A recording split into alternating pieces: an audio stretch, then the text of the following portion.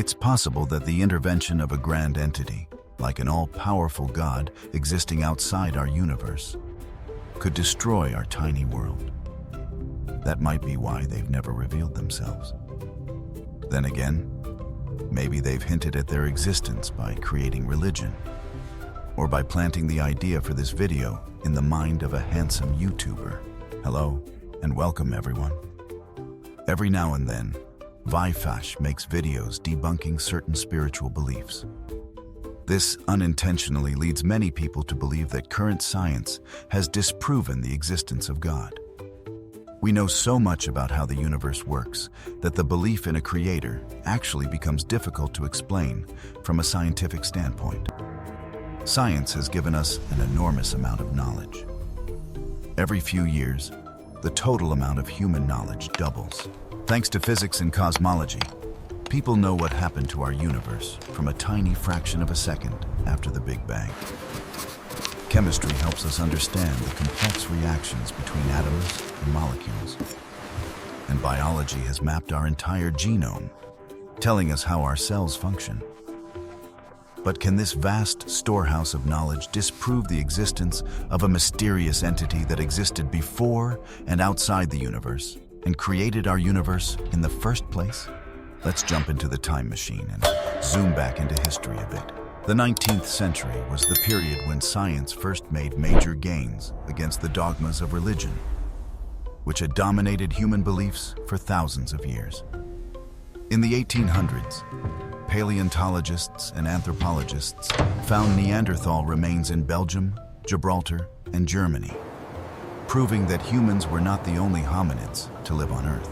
The fossils and remains of extinct animals and plants further prove that flora and fauna had evolved, lived for millions of years, and then died, giving way to species that were better adapted.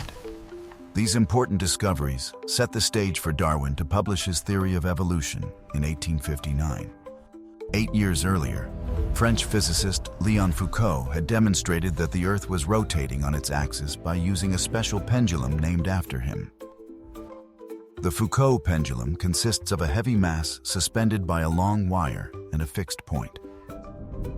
When you push it, the pendulum moves back and forth. If the Earth were stationary, it would continue to swing back and forth in the same plane. But because the Earth is rotating beneath the pendulum at a rate of about 1 revolution every 24 hours, and because the Earth's rotational momentum is conserved, the pendulum's plane of oscillation also rotates very slowly. This effect is most apparent at the poles and almost non-existent at the equator. If you arrange a series of steel balls around a Foucault pendulum placed at the South Pole, the pendulum will knock them all over within 24 hours. Back to the main point. Geological discoveries in the 19th century generally destroyed the young Earth hypothesis. The young Earth hypothesis states that the universe, the Earth, and life were created by God somewhere between 6,000 and 10,000 years ago.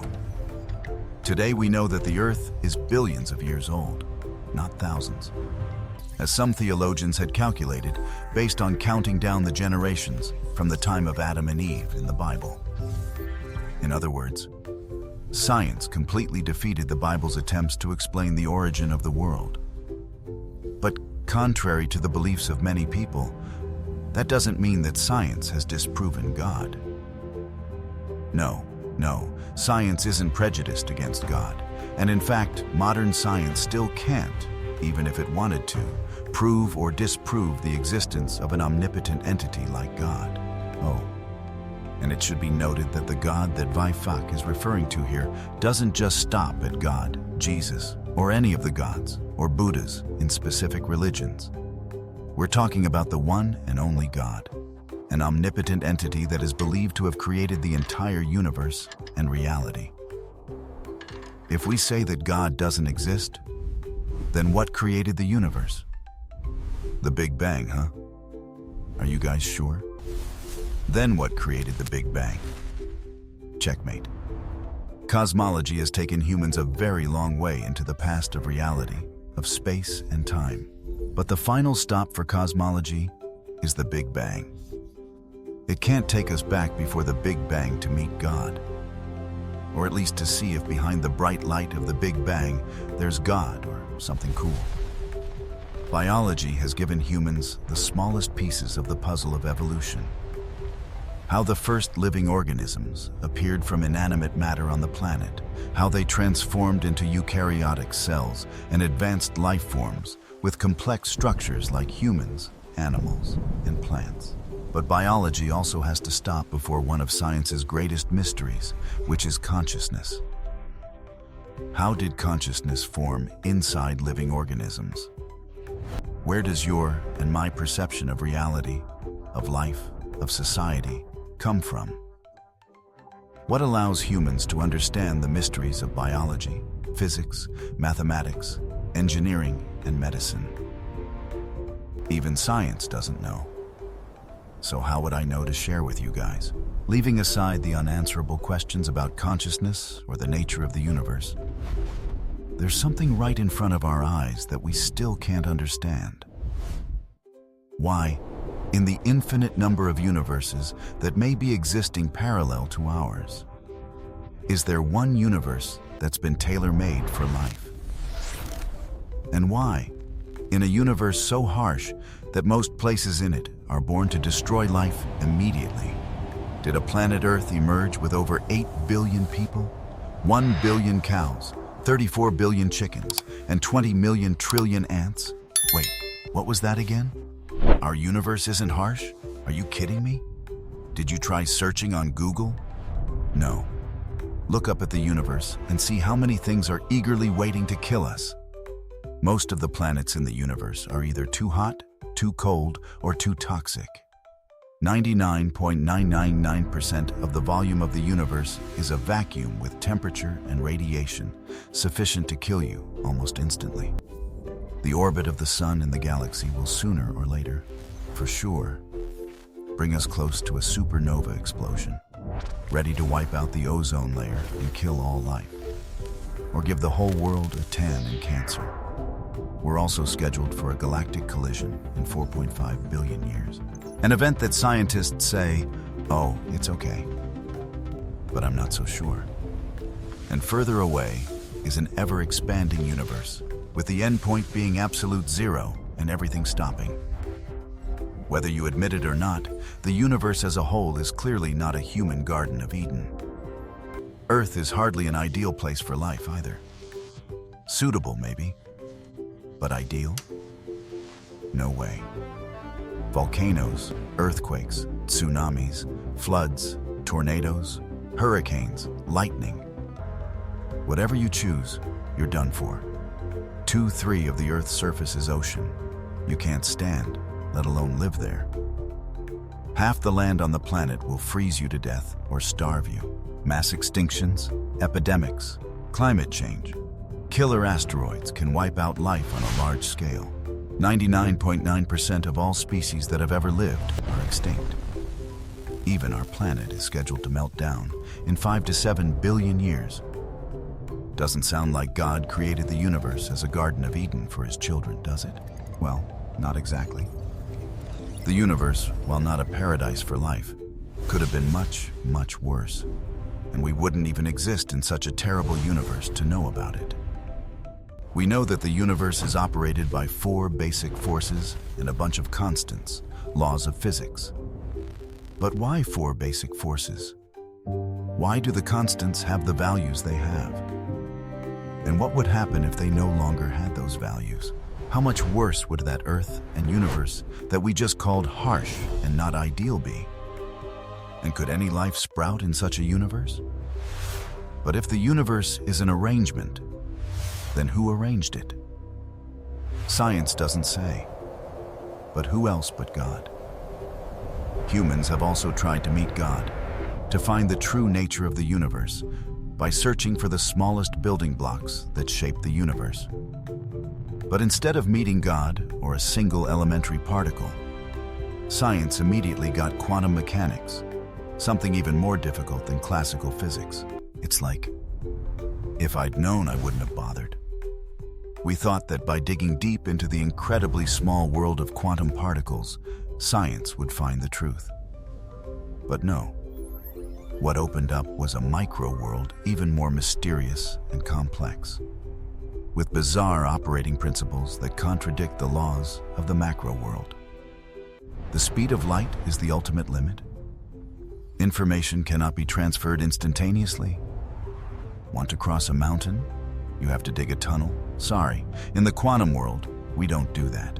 Two particles a billion light years apart can send messages to each other in 0 seconds, equivalent to infinite speed.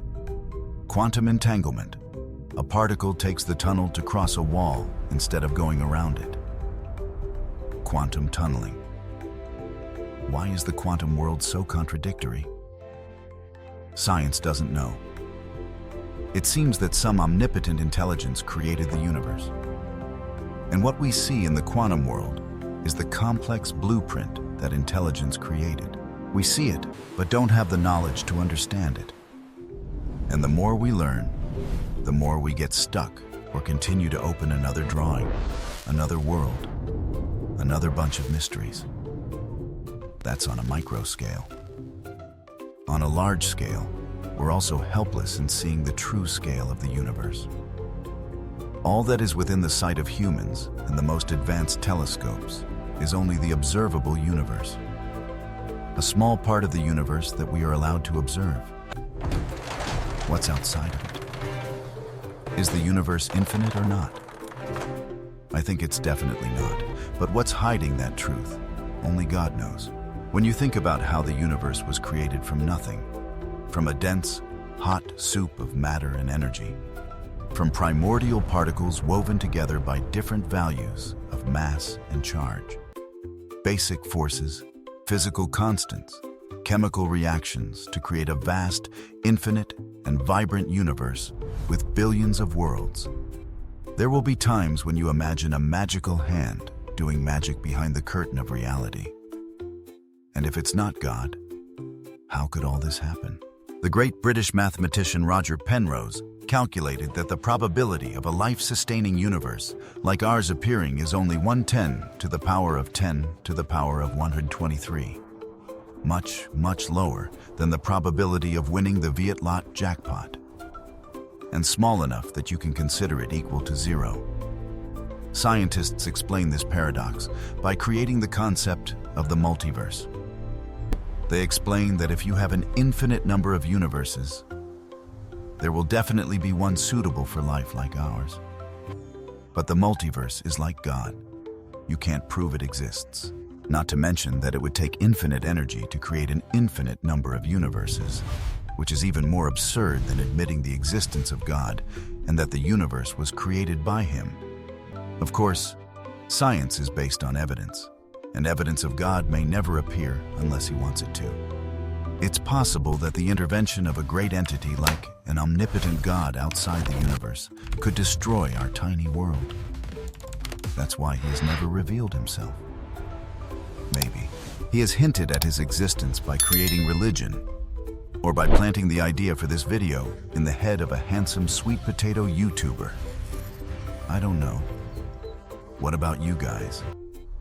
Do you think the universe was created by God? Please leave a comment below. As always, remember to like this video if you found it good, subscribe to the channel, and ring the bell to watch scientific content from Brainpop Universe.